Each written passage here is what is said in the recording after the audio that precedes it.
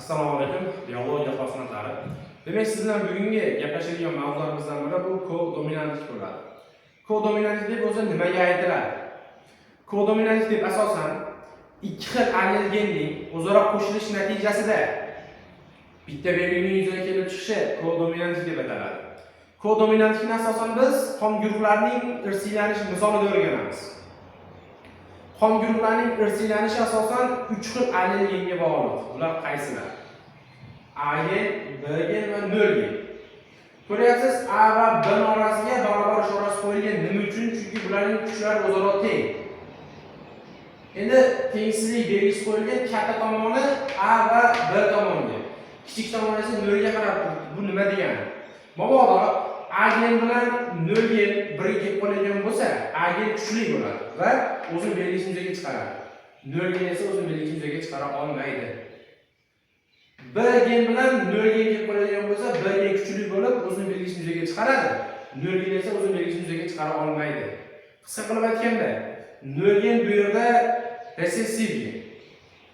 A va B gen esa bu yerda dominant gen hisoblanadi.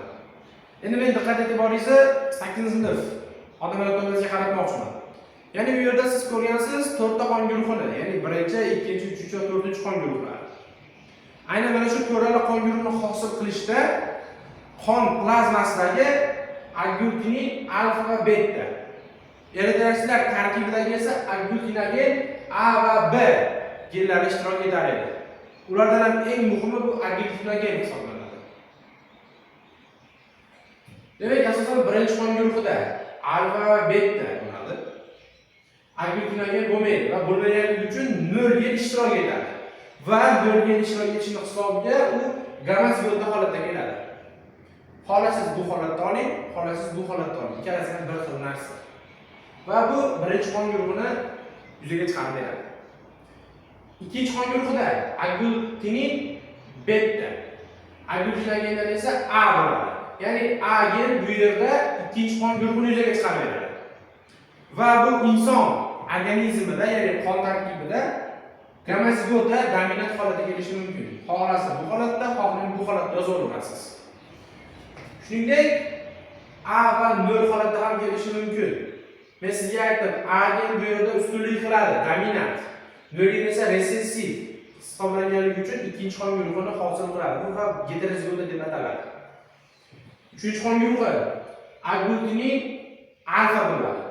Agglutinogendan esa B geni bo'ladi. B geni bu yerda 3-qon guruhini hosil qiladigan gen hisoblanadi. Bu asosan qonda gamma zigota holatga kelishi mumkin yoki heterozigota holatga kelishi mumkin. Ya'ni 1 va 0. Keyingi 4-qon guruhi asosan agglutinin bo'lmaydi. Agglutinogendan esa A ham B ham keladi bu qon guruhida. Va to'g'ridan-to'g'ri heterozigota holatga keladi. Endi ba'zi bir manbalarda testlarda aytadi, 1-chi va 4-chi qon guruhli organizmlar turmush qurdi deydi. Siz to'g'ridan-to'g'ri mana shu holatda olishingiz mumkin bo'ladi. 4-chi qon guruhi 1-chi qon guruhi deydigan bo'lsa. Lekin 2-chi va 3-chi qon guruhli organizmlar o'zaro turmush qurdi yoki 1-chi va 2-chi qon guruhli organizmlar o'zaro turmush qurdi degan bo'lsa, endi shu yerda to'xtaysiz. Nima uchun? Chunki ularda aytmadi, gamma zigota yoki heterozigota demadi. Agarda 1-chi qon guruhli organizm va 2-chi qon guruhli gamma zigota dominant genli organizmlar turmush qurdi degan bo'lsa, siz buni olasiz. Heterozigota holatda degan bo'lsa esa buni olasiz. Qisqa qilib aytganda, 2-chi va 3-chi qon guruhlari asosan gamma zigota va heterozigota holatga kelishi mumkin. Lekin 1-chi va 4-chi qon guruhlari esa to'g'ridan-to'g'ri shu holatda yozilaveradi.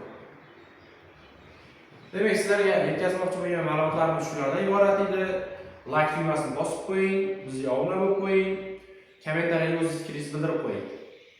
Rahmat hammaga.